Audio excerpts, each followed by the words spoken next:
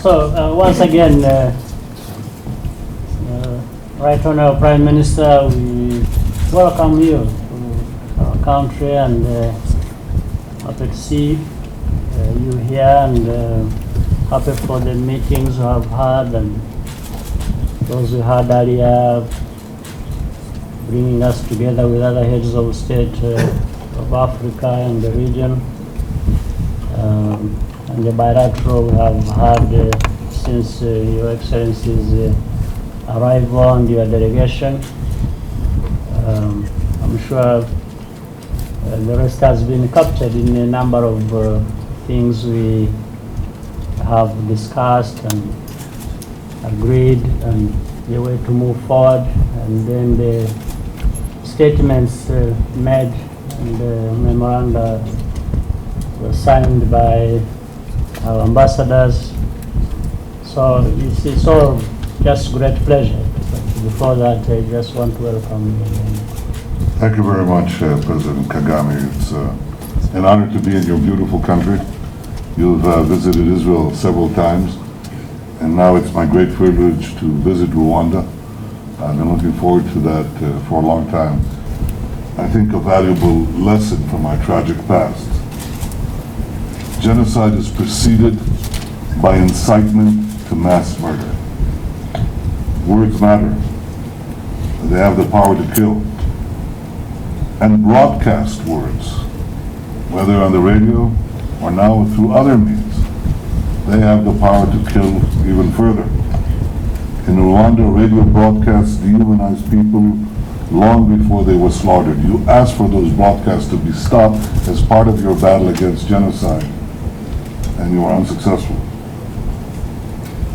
The Nazis too began dehumanizing Jews long before they started murdering millions of our people. So today when we see leaders in Gaza calling for the murder of every Jew around the world, we all have a duty to speak out. When we hear the supreme leader of Iran calling for the annihilation of Israel, we have a duty to speak out. We have a duty to alert the world to the danger of these hateful words. Mr. President, this is the first lesson we learned, but we learned another one. And that in difficult times, we must be able to defend ourselves by ourselves. In Rwanda, UN peacekeepers failed to keep the peace. They not only failed to keep the peace, they failed to respond to urgent calls for salvation against an impending genocide. They ran away. We cannot, neither one of us, outsource our safety and our security. Mr. President, I'm in Africa because it is a continent on the rise, and because it hasn't always gotten the attention it deserves, at least not from Israel, but it does now.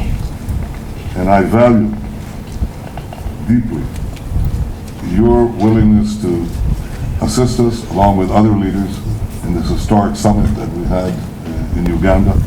I'm excited about the future of your country, the future of your continent.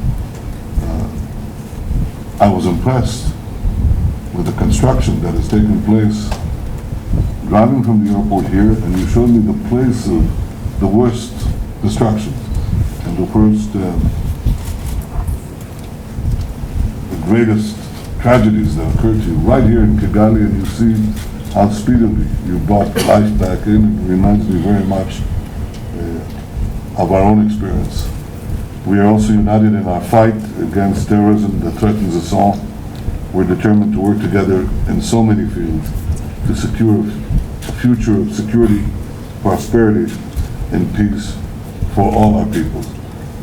I look forward to deepening our friendship, and I thank you again for your warm hospitality and for your personal friendship. Thank you. Thank you.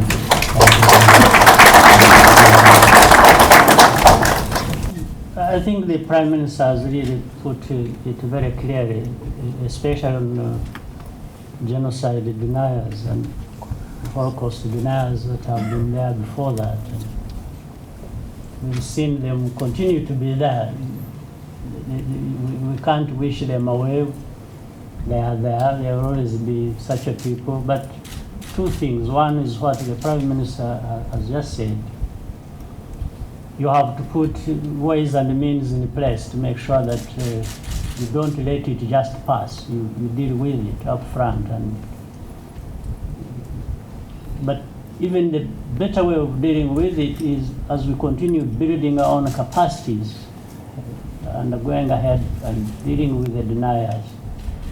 These capacities ensure one most critical, the most important thing, which again the Prime Minister alluded to, is while you may continue having genocide deniers, we cannot afford again to have people who carry out the Holocaust or genocide. So we've got to make sure that Holocaust, genocide don't happen again. This is the most critical thing.